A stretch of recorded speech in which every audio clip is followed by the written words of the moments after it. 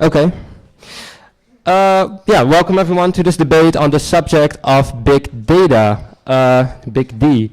We are the affirmative team, and we will debate the statement that big data is a resource that will bring many benefits to our lives, actually. Many people are misinformed about big data and also about the use of big data. But we are here today to tell you about the numerous and all still unknown benefits that big data has on our lives, and why there's absolutely no reason to be afraid of it. Therefore, we support the claim that big data, the collection of big data, increases efficiency for companies and as well for our society.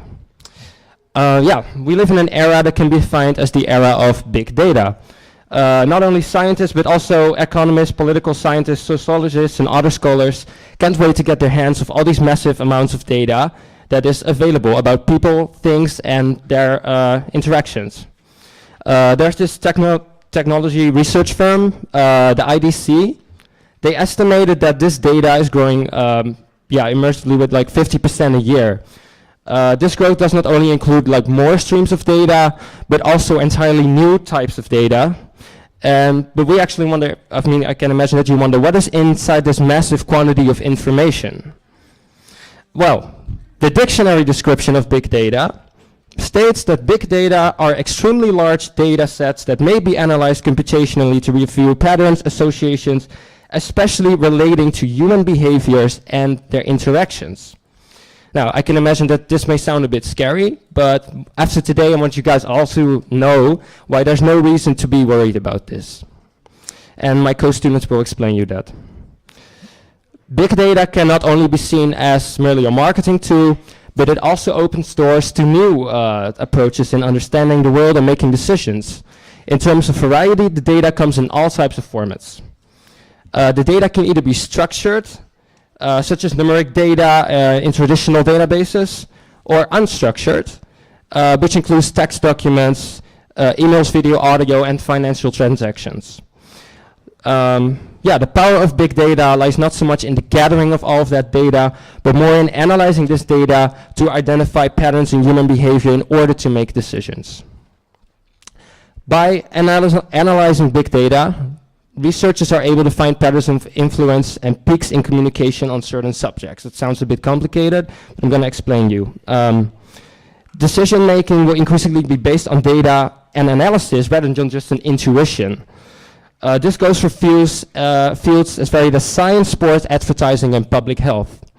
I'm going to talk to you a little bit about every one of those.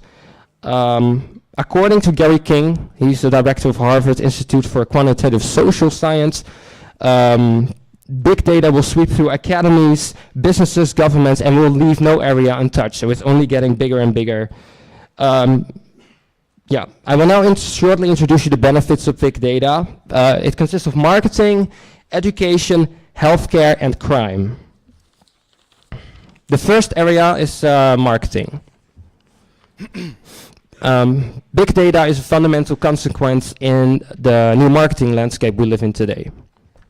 By combining big data with an integrated marketing system, organizations can make impacts and changes in the way they approach their customers.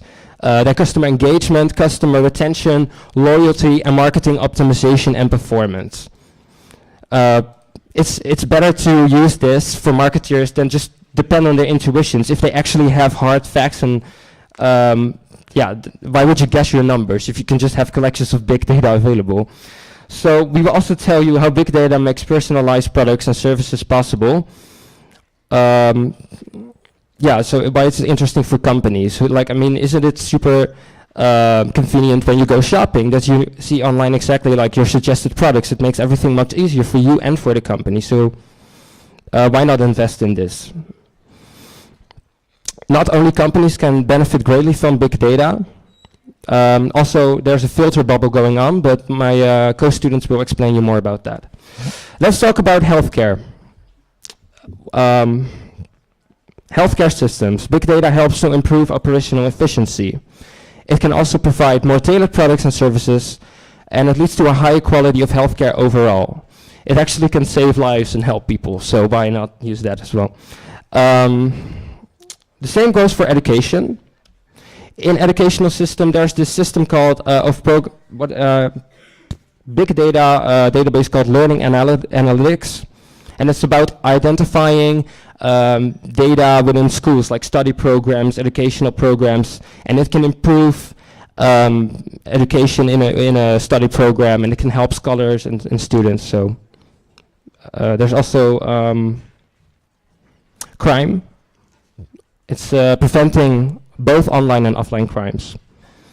There was a venture capitalist, New Okio Grossen, I can't really pronounce that well, but he states that big data allows companies to see what is at risk, how severe the risk is, and how important it is, the asset is to have big data available and how to fix it.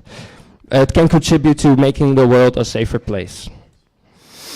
When it comes to crime, there's a private American computer software and services company that specializes in data analysis to prevent terrorism. The first one is called Palantir Gotham.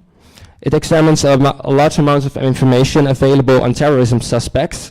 And by looking at that data, it pieces together like a puzzle all the information, and it can prevent the risk of a terrorism act happening. The other one is called Palantir Metropolis, which is used by banks and other financial firms, and that's more to protect our private data. When you know, at a bank or medical reports or financial records, they can better be protected against online criminals. So I hope you have a better idea of why we support big data. As you can see, big data has huge advantages for our society. And my teammates will further explain you more about big data and all the different parts of it and why it's good for preventing crime, improving marketing, education, and healthcare. Thank you.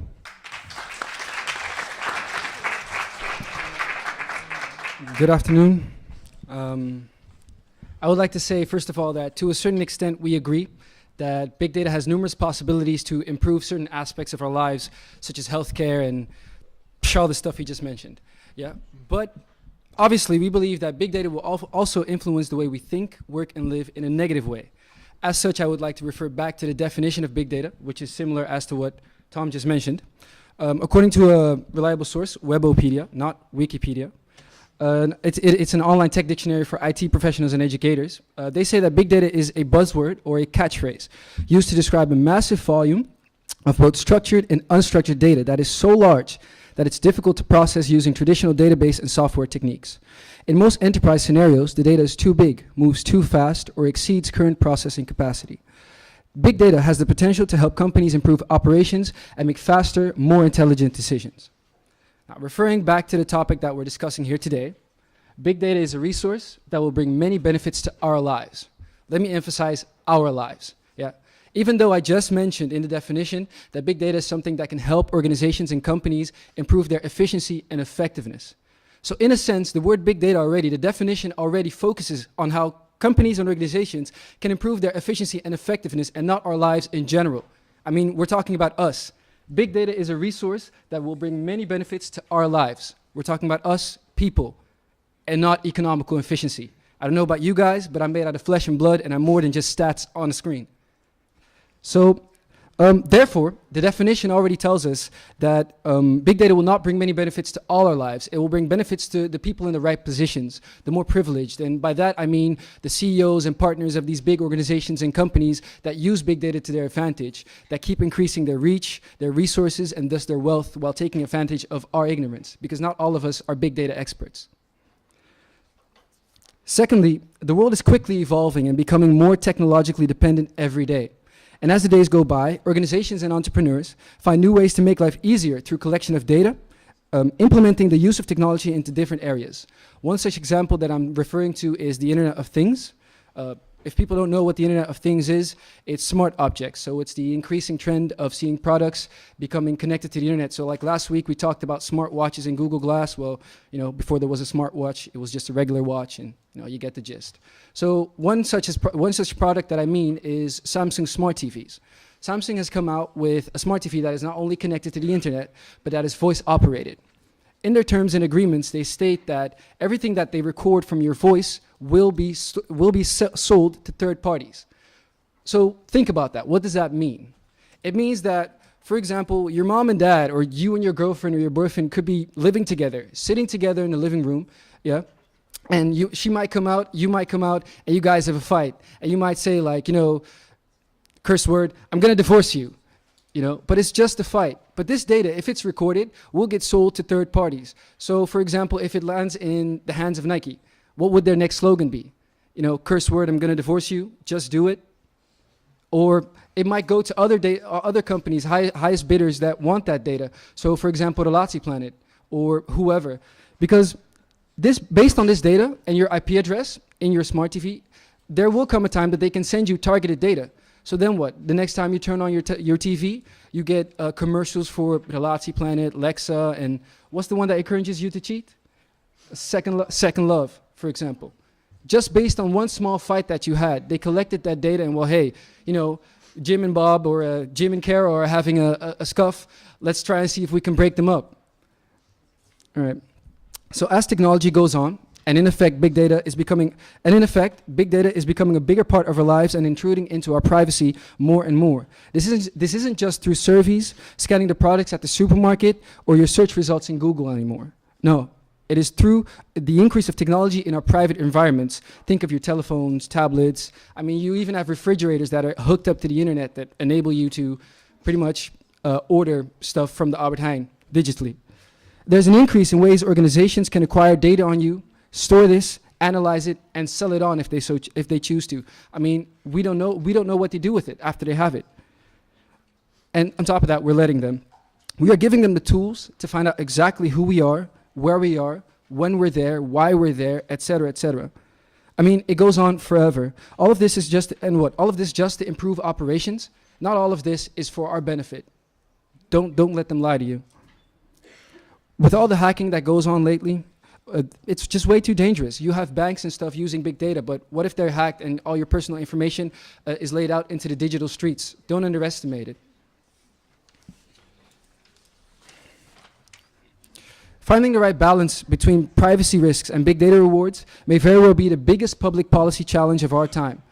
It calls for momentous choices to be made between heavy policy concerns such as scientific research, public health, national security, law enforcement, and efficient use of resources on one hand, and individuals' right to privacy, fairness, equality, and freedom of speech on the other.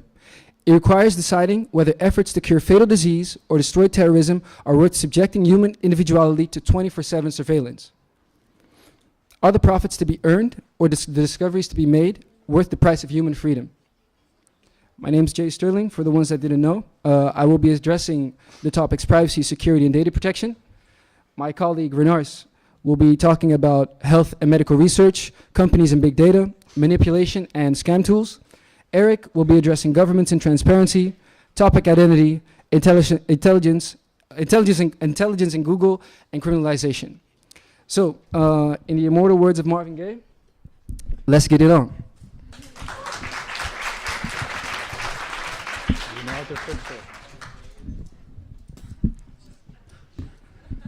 It's not all.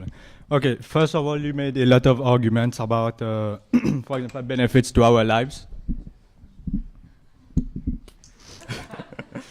To our benefits to our life, but this is completely not true because a lot of big data that the company uses it actually have a lot of benefits to our personal lives. If you look at the healthcare system also, for example, the pharmaceutical companies and medical companies, when they merge their data together, we can save more than 100 billion just in operational efficiency. Okay, that's for a company. But let's imagine we can also provide a lot of faster treatments to people. And an example is Ebola. When the outbreak happened, what the companies did, they used big data to actually come up with faster types of medication, which were like prototypes. But you wouldn't have been able to do that so fast if you didn't have big data. And this is actually affecting our lives. So saying that this doesn't affect our lives is completely untrue. And another thing you mentioned is about hacking. So is small data immune to hacking then? Is data, for example, NHTV or the data you have on your Facebook, is it immune to hacking? So what's the argument there? Sorry, can you repeat that question? You mentioned that big data can be hacked, so that there was a hacking issue in it. But is small data immune to hacking then? Is what immune to hacking? Smaller data. Smaller data immune to... No, it's not immune. So then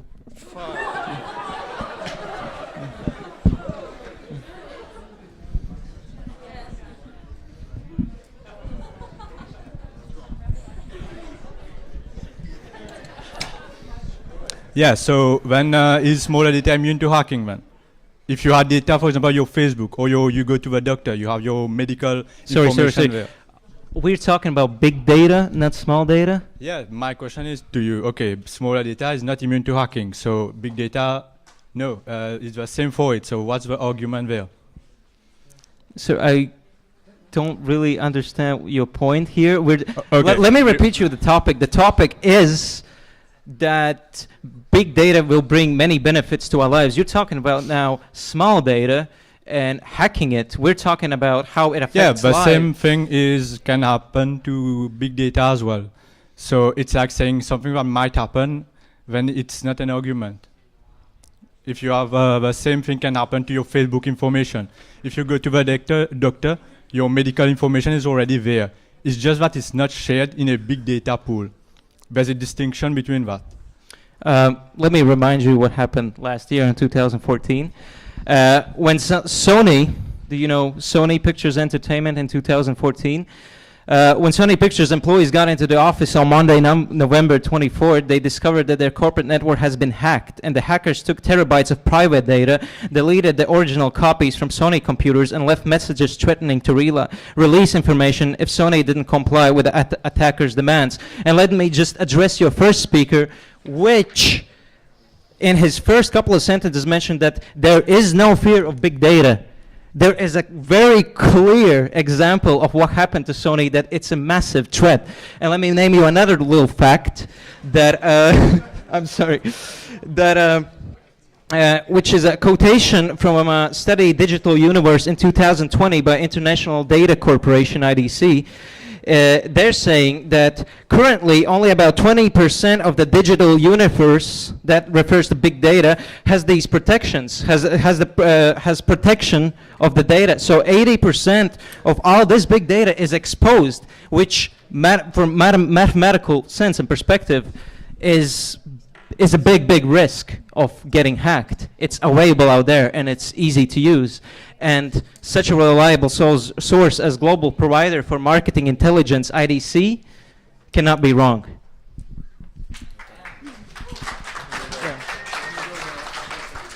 All right, first of all, you're talking about Sony, and the data they hacked wasn't actually data, or films, and that doesn't really apply to big data, so I'm not sure you understand what big data is. I just named you a couple of minutes ago that the attackers took terabytes of private data, deleted the original copies from Sony computers, and left messages threatening to share the information public. You just said that they hacked only the pictures. You're talking against facts right now. Okay, hacking is a problem, but it was always a problem with small data as well. Big data is something that is coming up, so it is a problem that needs to be addressed. However, we are talking about, is this an asset to our life? And I want to go back to the first speaker saying stuff about privacy. 78% of consumers are willing to give their information on in-store purchases to get personalized e-commerce. 78% of people do not mind sharing that information. And also 80% of people, according to research done by the White House, are actually misinformed about big data and are therefore scared. Okay, thank you. That was very insightful. I mean that. That was very insightful. It's just that you said in-store purchases, right? So in-store purchases is what you do at a location, is you buy something from a supermarket and they ask you, like, do you want to sign up for our newsletter to see, our new collection on corned beef? Yeah, but it goes much further than that. Once you get home, no, let me rephrase. Just because you're willing to let supermarkets know what the things are that you buy, it doesn't mean that you want them to know everything about you personally. Yeah, it doesn't mean that I don't have things that are private and precious to me that have nothing to do with in-store purchases. So the government can ask you about, are you willing to cooperate on some sort of research or whatever, but that goes to a certain limit. Okay, but I would like to interrupt you there because Renars interrupted me as well. You're talking about personal data, and big data goes about millions and millions of people all thrown into one pile. So they're not looking at what you are saying on Facebook personally. They don't care. They just want to know, are 10,000 people saying the same thing? So personal data is a completely different thing from big data. And let me add also, so you're under the illusion that big data is saying, for example, J shop this item several times a week. No, big data, the pool itself, you're saying, okay, 10,000 people have a preference for this type of product. If you have personalized information, then it's just for you. But if you combine all, then it's big data. One data doesn't make a big data itself. It's completely different. There's a distinction there. Okay, I want to talk about hacking stuff, because you said Sony is not really valid. Well, I have an article from nu.nl from yesterday. First, I want to ask everyone who has an iPhone. Can you put your hands up, please? Okay, because this article stated the following. In this update, the recent emergence of the freak leak, a bug that affected Apple Google products, has been solved. A bug that has existed since the 90s that could hack into secured connections and was the product of an old American rule that stated that companies were obligated to create a hackable encryption so intelligence agencies can listen in on people's conversations. This encryption could only be broken by supercomputers for 2 decades, but it's become so weak now virtually, anyone with these skills can do it. This means that any conversation we had with an iPhone could have been read by the intelligence agencies. So where is the privacy? Let me define the word privacy again. The privacy is freedom from interference or intrusion. So in other words, the right to be left alone. This means that everyone has a space that belongs to them and them alone, where he or she should be free from constraint and even uninvited observation. Well, if you ask me, this is pretty much uninvited observation. Yeah, again, you're giving information, but it's not big data. You're giving personal privacy, for example, but hacking, it's not big data. You didn't, what they are listening in your iPhone is not big data. You didn't get the definition of big data itself. If you have, for example, let me take a healthcare system.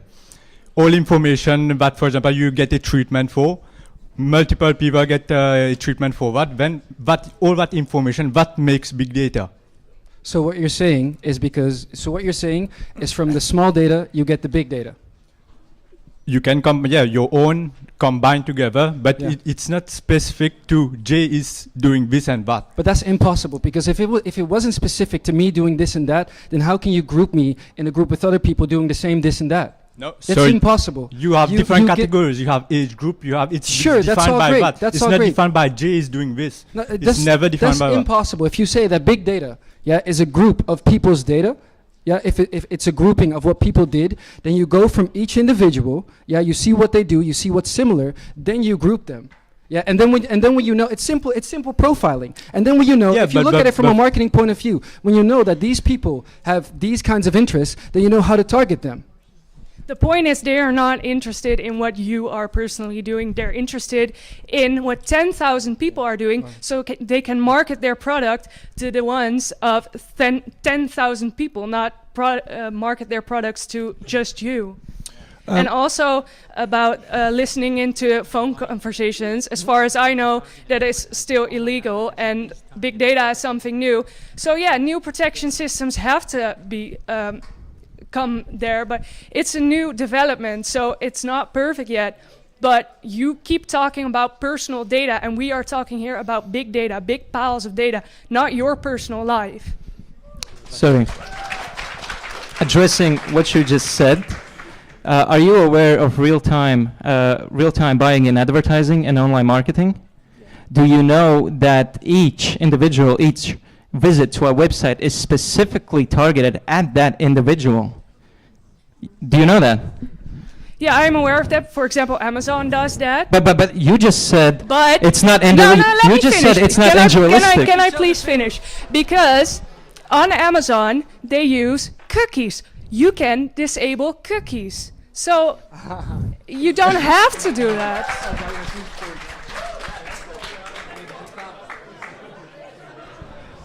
So give us a second here to look up our facts. Do you have? Where are the facts?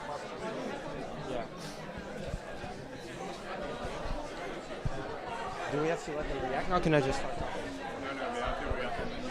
All right, so what you said about cookies is completely true. You know, it stores your data. It makes it easier for you to get on the internet and, you know, do whatever you got to do. And you have the ability to delete them, right? Yeah. If you're aware of this fact. That's one. Secondly, no, I want to finish. Yeah. Yeah. Secondly, yeah, there are different types of cookies. Yeah, you have a persistent cookie, you have malicious cookies, you have third-party cookies, and like that's one of my favorites. Third-party cookies originate from a site that you didn't even visit. Secondly, you have super cookies. They're like malicious cookies. Do you guys know what malicious cookies are? All right. Like malicious cookies, they're harder to detect and more difficult to delete. Yeah. Last year, Verizon, telephone network service from America, made use of these cookies to track activity of smartphone users, but were halted by senators in cooperation with the FCC, the Federal Communications Commission, and the FTC, the Federal Trade Commission. Yeah. Reports show that these cookies were used by Verizon to track millions of people, even when they had taken steps to remove these cookies. So your argument is invalid. They can pretty much do with it what they want. What's your point? First, you said cookies can be done automatically. No. Every website have to ask you. You said people are not aware of it. The moment you get any website, that's not what I said. The first statement no, was... what I said is if you're aware of it. You can delete it if you're aware of it. No, the other part where you said you're not fully aware of cookies. That's not what I said. From the websites. Yes, what I said was, she said you can delete these cookies, right? So I said you can delete them if you're aware of them. If you're not so computer savvy and you don't know anything about cookies, it's not a question of being aware. But then you can't delete them. No, because you see it immediately as the moment you get any website, you see a pop-up coming says, the moment you get any website, you see a pop-up coming, or you allowing cookies. You make that choice if you want to allow it or not. Yeah, but deleting them is a different topic. Look, accepting, sure, but deleting is a different topic. You're talking about very specific cases here. I mean, that's why we have antivirus software. I mean, of course, there are cases where people are not well informed, like all people, about that you have a thing like tracking cookies. But let's not forget here that we're also today to talk about other issues such as healthcare. And I really want to know from you guys, why don't you healthcare can help a lot of people, right? If you have the healthcare, big data available, there's even like asthma inhalers that have GPS trackers to improve, like it can save lives, like I said. What do you guys think about that? And how can that be a risk or anything? What do you think about that? The healthcare information, I mean, you were probably talking about the fact that they can predict when someone's getting ill or getting a fatal disease. The fact is that information will also be transferred to, for instance, insurance companies, and they can deny a certain insurance because that person is going to get ill. So that's a negative effect on it. And besides that, I want to ask you the question, does big data allow the healthcare and that kind of stuff to prevent these illnesses? Can you prevent it with big data? Because otherwise, your information is just being sold to, for instance, insurance companies, and that's only a negative part for some of the people. And what Jay said, it's about the less healthy people, and it's a negative effect. So how will it benefit our lives? Well, first of all, on your point, is it going to prevent diseases? Yes, it is, because it's also used to create new medication. But also right now they're trying to incorporate it within the fight against Ebola to predict in what areas a new outbreak might be. So it's not only preventive with medication, new medication that can be made way quicker because all the information is shared. It can also help with current diseases that are already there. Okay. Correct, but can you name me a couple of real facts and examples of that, what you just said? You said assumptions, but you didn't say facts. You said could, maybe, possibly.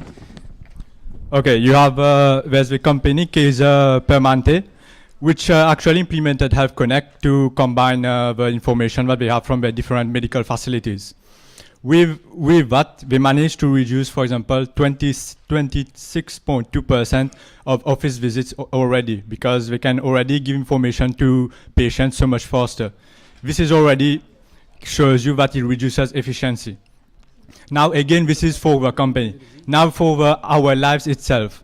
It can allow you, the companies itself, to come up with treatments so much faster. If there's an outbreak, a sort of disease, with big data combined, they would be able to research that and come up with a solution much, much faster. That something that would have taken several years would have taken only a few months. Go ahead. Yeah, but you just said that they're trying to develop these cures and stuff. But what you just said, it's like just a small fact of it. How can you? Do you have facts about illnesses or fatal illnesses that get cured? Okay, but Ebola itself, but like she said, the Germany had experimental medication already up within a few months thanks to big data. That would have never happened if they had to wait several years to just test it. So that's a good example. Yeah, okay, that's a good example. I mean, we also agree that healthcare has a lot of possibilities, but that doesn't deny the fact that for the rest of it, it's not beneficial for our lives. It's not. Yes. Let them finish. Yeah. Then again, you just wiped away my facts about privacy and about hacking. Well, the fact is that the hacking of, for instance, WhatsApp conversations was already done by the government. You just said it's illegal to hack this information. Well, it's already proven that governments do this. Besides that, I have news based on Snowden, Edward Snowden, you probably know him, that the NSA and GCHQ were hacking SIM cards. Let me see. The NSA has been hacking phones to access info by accessing mobile phones. It is said that they have stolen the codes of SIM card creator Gemalto. This way they can listen into phone conversations and extract data of the phones. Other phone companies such as Nokia, Ericsson have been spied on. Well, the governments also use the excuse to, for instance, to prevent partial stuff. But what does that mean that they spy on like things that are not a threat? Yeah, How can you name that? I would like to respond to that because I don't know why we bring this subject up again. And I already explained to you that this is personal data, not big data. Yeah, you come I explained this already, Let me- so let me- I don't let- know let why me- you what we tried repeat the same argument. What we try to say once again, big data is all data combined. Yes, so that's a part of it as well. And the fact is that the governments misuse it, and like I said, the privacy is being breached. But that's not. Literally, the law is getting breached, and that may be a small part of it, but it does happen. But that's a problem for small data. We're talking about big data, where they are interested in the big piles, not What the is small what is big data. data? Sorry. Define it, Big please. data is terabytes and terabytes of data thrown into a pile, and Yes. they make conclusions out of those piles. Okay, They're so what is not this data interested in your specifically? personal data. But what is this data specifically? Data, you can see trends in it. You can see. No. I get that. That's all true. But what is this data specifically? What does it tell you?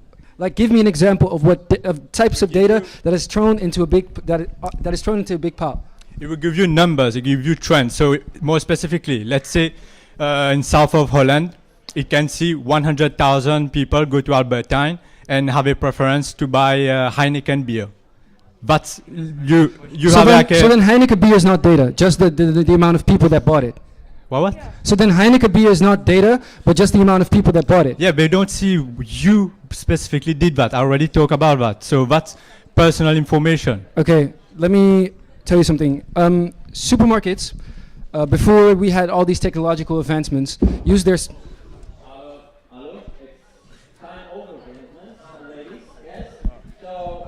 I was gonna burn you there. No way. What did he say? I wanted to say that What? Shut up. I wanted to say that supermarkets use data. They scan people's buying behavior. Yeah, that goes into a database, and from that they can get certain results. So if they see that 100,000 people buy Heineken every week on Thursday, but at the same time these people also buy Pampers, for example, they're going to move the Pampers and the Heineken closer to each other to make more sales. So it isn't just the number of people that buy it, it is also what they buy, when they buy it, what they do with it. Big data isn't just numbers, it's words, it's text, it's SMS, it's on and offline, it's so much more. When you're scanning an item, it doesn't get J bought something. If Does you it- are using a okay, yeah.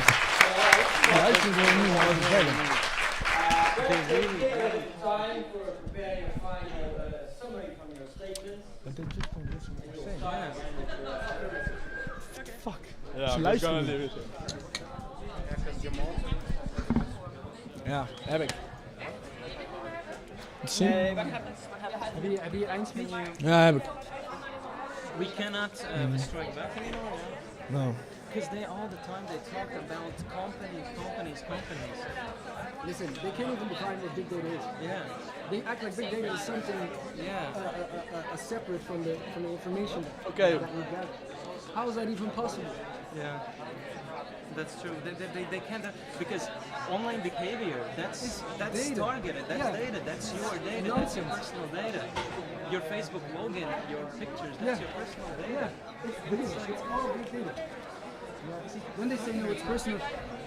No, but then but they're not listening. I understand that it's personal data, but what they mean is like the things that we do. The data is so much more. Yeah. They also group personal information. They just focus on. You get what I mean? They focus on the big picture, but the big They make picture is profiles. made out of small pictures. Yeah, that's what I said. Yeah, that's a good one. Where's my pen? I don't think they get what big data is. I want to say so much more. Me too. Yeah, me too. I want to say so much more. Yeah, I know. I wanted to talk about big data in terms of manufacturing and how it can put people out of their jobs. Yeah, that's also. But what is a good one? Also saying, see that their goal is claims that collecting information about something is a good thing for society, individuals. Yeah. They didn't focus on that. Yeah. I'm gonna repeat But that hey, as well. Krish, I never heard you guys talk about collecting information about civilians, good thing for society and its individual. You say big data is just for behavior and not personal. No, so it's not personal. It's not life. Are you gonna sum it up? Yeah, man. But they're not listening. They're just not listening what we're saying. Remember, just say you focused on enterprises rather than your goal. What you should have focused. You were focused on companies and not the individuals of society. You all the time mention companies, collecting, healthcare organizations. You never said about individuals. We can talk later. That's the biggest flaw. Like they didn't focus on the personal stuff. It's stupid. Yeah, I mentioned that they didn't focus on personal stuff. What was the topic? Yeah, that's. Yeah, you should start with that. Say what. Yeah, was the that's what topic? we're gonna do. Are you ready, gentlemen? Please. Yes. So I want to give the word out to the affirmative team, please. You have 5 minutes. All right, so I just want to repeat because the question was asked again, how is this good for society, for you guys? First, healthcare, medication, crime prevention, education can be improved. You get personalized products and services. The economy benefits greatly. As was mentioned before, just only in healthcare efficiency, $100 billion can be saved. So I can think here also smart routing, 2020, 70% of people will then have GPS. And we will save $150 billion in only fuel just by smart routing. And that's also big data. So yeah, there's so many different, because we mostly talked about healthcare, but there's so many different types of way it will improve your lives. Yeah, marketing will make money, but that will only improve the economy. But for your health, for your safe neighborhood, for your education, it's all a benefit. And at last, I want to say, as been proven by the other team today, 80% of people is misinformed about what big data really is. And that's why people are afraid that it will intrude their privacy when this is really not the case. Thank you very much.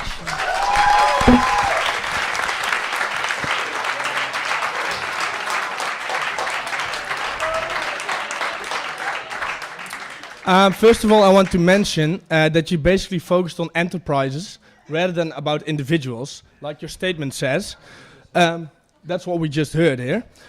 Well, you can talk about as much benefits as you like, but the fact is that one does not come without the other. And in the end, it's all about the people and not about companies or governments or other institutions. Obviously, healthcare is a good subject about this, but that's just one little part. Governments are basically breaching down privacy, how is that a benefit to our lives? Please tell me. They're misusing big data as well, so they can apply those benefits. One of our arguments was that big data is obviously a big breach of privacy. Well, that's a statement here we are pretty sure about. Governments have too much power, and what they do with it is not transparent to the people, because nobody here knows what happens. Did they know about the WhatsApp recordings? Did they know about the Samsung TV and all that kind of stuff? There are huge data hacking risks, what we just said. I mean, the Nu.nl article, the NSA breach, Snowden, etc., etc. The putting up or shutting up policy is something we didn't talk about much. The fact is that everyone has to accept the terms and the conditions, and companies make disadvantage. They take advantage of that, you know. Also, the filter bubble, what you mentioned in the start. You say education is a really good part of it. Well, the filter bubble is personalized search options. Yeah, you agree with me on that, right? The fact is, however, that people are not well informed about the counter arguments on information. So what's basically happening is that they find the information they want to, because it's based on what they probably want to search, but information is being kept away. How the hell is that good for education if you don't know the opposite sides? Apart from that, obviously you also mentioned that companies are there to make profit out of this, and that's good for economy, but they have a suckers list. Yeah, people who are really, how do you say it? They can easily be manipulated by this, and that's a target group of them. That's not good for the people, like our statement said. Also, big data focuses on efficiency and accuracy rather than the benefit of the human life. And also, we believe that big data will bring many benefits to economic efficiency, like you all mentioned, because all your arguments are based on that, but not on the people's lives, because I didn't hear you talk about that at all. Thank you. One last thing what we were arguing about. Oh. Shush. Can you go ahead? Okay.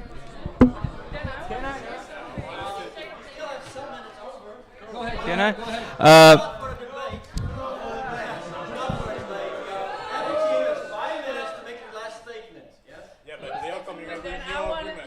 We are not summarizing it. They are coming up with new arguments. So how can we counter that?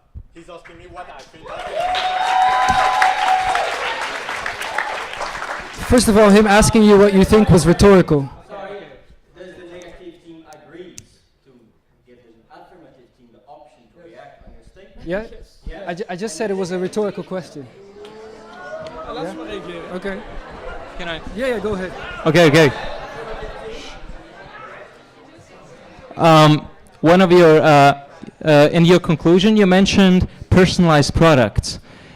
Before we started talking about your conclusion, you named that big data is not personalized, it's raw data, and that's small data, that's personalized. But you just said big data will be personalized products, so you go against your own logic.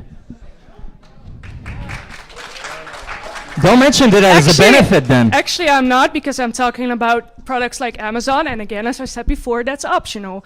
Now, I want to get into filter bubble, because that was mentioned. Without the filter bubble, we would basically be lost. Google, when you Google something, for those of you who don't know, filter bubble is when Google gives you already what he thinks you're looking for, and the things you are not interested go to the back. But without that, you would be lost in so much information that, and also we have a research actually where people were presented with both options. The option that would have been discarded by the filter bubble and the option that the filter bubble would give them.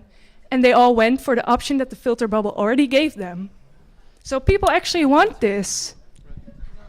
I should be able to respond on this as well, right? But yeah, are we continuing the debate or what? Yes, I want to react on their argument as well. All right. Let me emphasize the filter.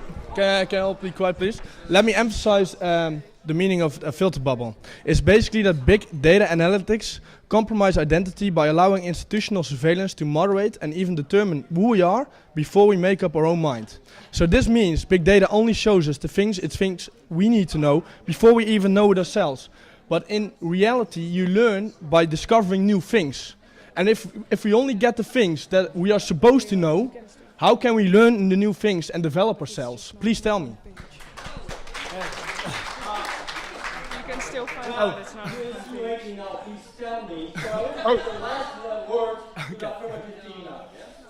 This is gonna go. Okay, he talked about the filter bubble again, the personalization itself. And the thing is, on Google, it's filtering things for you already. It doesn't mean that you don't have a choice. You still have a choice if you don't want to. The broad information is already there. Okay, you have selected information. That doesn't mean you can't ignore that and select something else.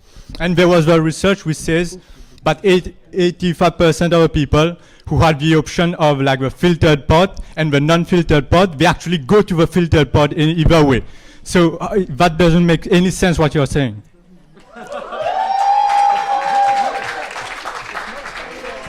Why are you doing this to me? You do this every week. Whenever I want to say something, you just cut me off. What kind of propaganda is this, man? Like, what's your problem, dude?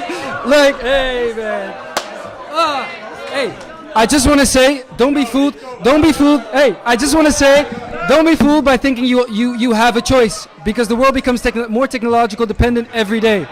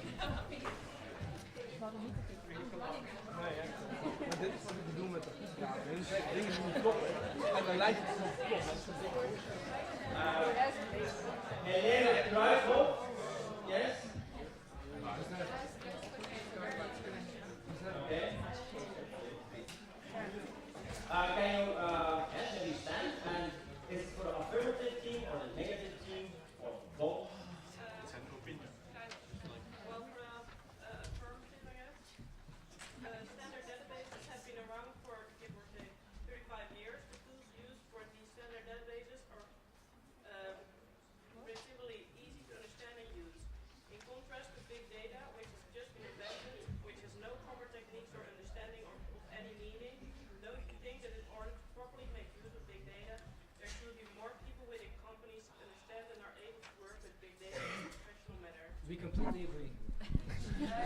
Very nice question. Yeah. Will help the affirmative team. Did everyone hear the question, or did I repeat it? All right. Her question was, big data analysis is a lot harder than just smaller data to analyze that. And her question was, do companies need more people that specialize in this, right? Yeah. Well, there are already people out there that are specialized. Furthermore, it would create jobs. But actually, most of the analyzation of this data is done by computers. So you don't actually need, for example, Amazon, that's all computerized. Those recommendations aren't done by people. But yeah, there are specializations, people specialized in this area already, and there will probably be more people specialized in it. So it actually creates even more jobs.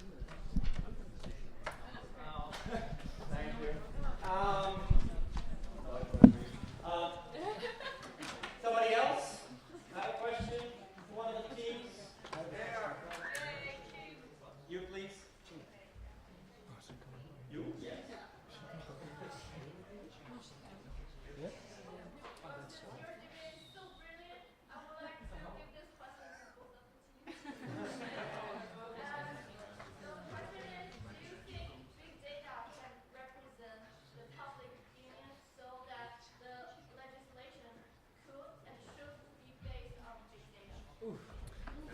I want to answer that question, okay? You want to go first? Well, we talked about the governments and the transparency. The fact is that there's so many information going behind our back, things we don't know, that we don't believe that it will be like that. So it's all going behind our back and we don't even know about it.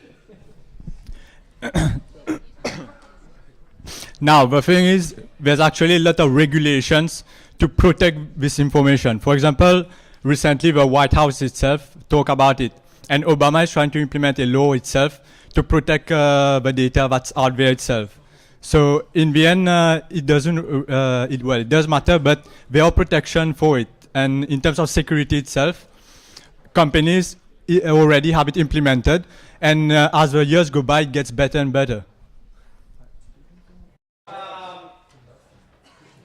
Now we will do the voting, and we will always start with affirmative team. Please don't do like I agree with this one, clearly so we make it visible. Also, who thinks that affirmative team wins this debate? Well, And who thinks that the negative team wins the debate? It's again a win for the affirmative team. I must say it was a very nice debate, and it really starts better after we close it, yeah? Especially when you introduce the personal bubble thing, because there's a lot of areas to debate about this topic. And personally, the affirmative team have won, but you're again stuck in the strategic choices argumentation from the negative team, and you didn't manage to put your really poker cards also on the table, right? And something about the big data. Big data is a research method. That's a different research method, a different perception of research method, yeah?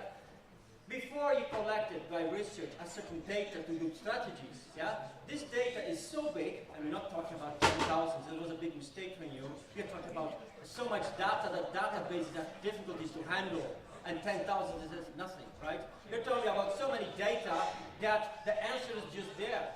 The question is it difficult to understand? No, if everybody's buying Maggi to put in their soup, you know, if billions of people are buying Maggi, probably it's a good product, right? Yeah, so it's very objective and very immediate in this sense. What I really like about the negative team was the part of the healthcare. You both put correct arguments to defend your statement, yeah? I think the dangerous with healthcare, for example, is that all the medical decisions are being built on big data, and the prices and the products are built on this, it will exclude a lot of personal issues, you know, that kind of things, yeah? So it's just generalizing things and putting for the individual ones with particular problems, another issue. Another thing is that the positive thing, your argument you put with the Ebola case, I think there was a nice example from Google also, that there was a Greek epidemic in the United States, and the first one who recognizes this was the internet big data. They saw so many people buying pills against this that they know already just by seeing it. Yeah? So you can see both parts have interesting perceptions in how good big data can be. But there's a lot of risk with security and that kind of stuff, but other debates will cover in fact this topic, so it's very interesting. I enjoyed very much, yeah? So an applause again to Andre.